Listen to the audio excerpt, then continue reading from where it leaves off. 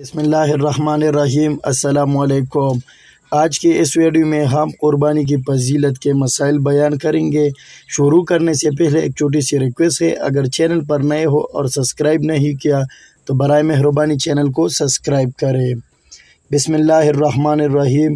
نحمدہ ونصلی علی رسولہ الکریم، اما بعد فاعوذ باللہ من الشیطان الرجیم۔ بسم اللہ الرحمن الرحیم۔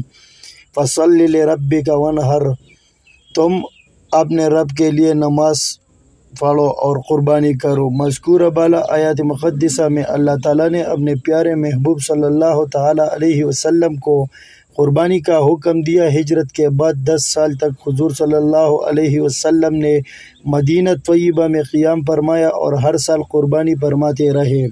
قربانی ایک اہم مالی عبادت ہے اور شعائر اسلام میں سے ہے اور سیدنا حضرت ابراہیم علیہ السلام کی سنت ہے۔ قربانی کے احادیث میں بہت فضیلت آئی ہے۔ طوالت سے بچتے ہوئے صرف 2 حدیثیں ذکر کرنے پر اکتفا کروں گا۔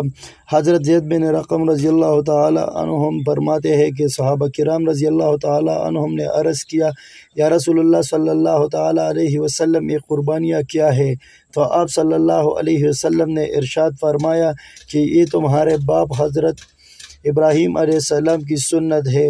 صحابہ نے عرض کیا کہ اس میں ہمارا کیا فائدہ ہے؟ تو آپ صلی اللہ علیہ وسلم نے فرمایا کہ یہ تمہارا فائدہ ہے کہ تمہیں قربانی کے جانور کے ہر بال کے بدلے میں ایک نیکی ملے گی۔ صحابہ کرام نے عرض کیا، یا رسول اللہ صلی اللہ علیہ وسلم، جن جانوروں کے بدن پر اون ہے اس اون کا کیا حکم ہے؟ کیا اس پر بھی کچھ ملے گا؟ آپ صلی اللہ علیہ وسلم نے فرمایا کہ اون کے ہر بال کے عوض بھی ایک نیکی ہے۔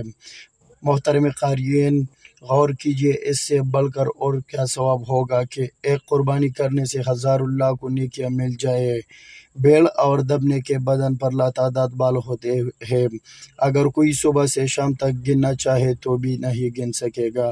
تو سوچئے کہ ہم قربانی پر 5,000 روپے خرچ کر کے کتنی بے حساب نیکیوں کے مستحق بن سکتے ہیں۔ اس قدر اجر و ثواب کو دیکھ کر ہمیں خوب بڑھ چڑھ کر قربانی کرنی چاہیے۔ واجب تو واجب ہے، اگر اللہ تعالیٰ نے مال میں وسعت دی ہے کہ تو نفلی قربانی بھی کرنی چاہیے، تو جہاں آپ اپنی طرف سے قربانی کر رہے ہیں وہاں اپنے مرحوم عزیزوں مثلاً ماں باپ، بہن بھائی وغیرہ کی طرف سے بھی قربانی کریں تاکہ ان کی روح کو بھی یہ عظیم الشان ثواب پہنچ جائے۔ اور کیا ہی اچھا ہوگا کہ اس محسن اعظم مقصود کائنات حضرت محمد صلی اللہ علیہ وسلم آپ کے اہل بیت کی طرف سے قربانی کی جائے، ورنہ کم از کم واجب قربانی تو ضرور کیجیے، اس لیے کہ ان مبارک دنوں کے چلے جانے کے بعد بھی پھر یہ دولت کہاں نصیب ہوئی اور اسے آسانی سے یہ بے شمار نیکیاں کہاں میسر ہوگی۔ صحابہ کرام رضی اللہ تعالیٰ عنہم نے حضور صلی اللہ علیہ وسلم سے عرض کیا کہ قربانی کیا ہے؟ حضور صلی اللہ علیہ وسلم نے فرمایا کہ یہ تمہارے باپ حضرت ابراہیم علیہ السلام کی سنت، اور آپ صلی اللہ علیہ وسلم نے فرمایا کہ اس کے ہر بال کے عوض میں ایک نیکی ہے۔ حدیث پاک کا مفہوم ہے کہ قربانی بہت بڑا عمل ہے اور قربانی کے ایام میں اللہ تعالیٰ کو قربانی کرنے سے زیادہ کوئی عمل پسند نہیں ہے۔ قربانی کرتے وقت خون کا پہلا قطرہ زمین پر گرتا ہے تو گرنے سے پہلے اللہ تعالیٰ کے ہاں مقبول ہو جاتا ہے۔ قربانی واجب ہوتے ہوئے اور مالی وسعت حاصل ہوتے ہوئے قربانی نہ کرنا بہت بڑی بدنصیبی اور نیکیوں سے محرومی کا اور جان کائنات صلی اللہ علیہ وسلم کی ناراضگی کا سبب ہے۔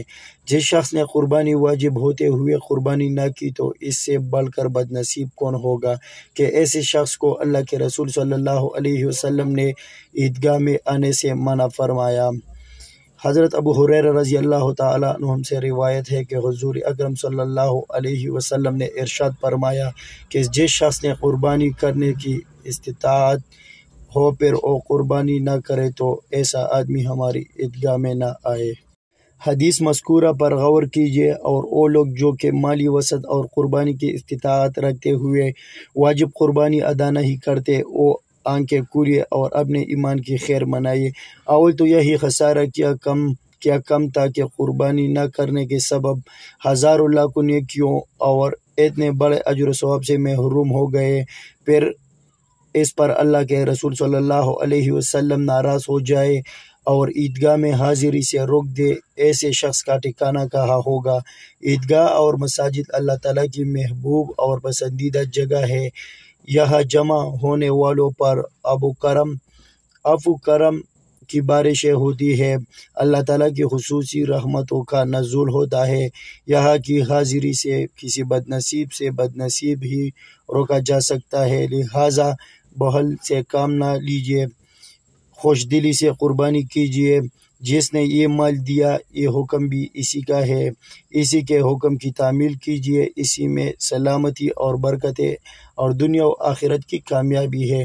اللہ تعالیٰ ہم سب کو قربانیوں کی توفیق عطا فرمائے، اور جتنا بھی ہو سکے اپنے دوستوں کے ساتھ ثواب کی نیت سے شیئر کرے۔ جزاک اللہ۔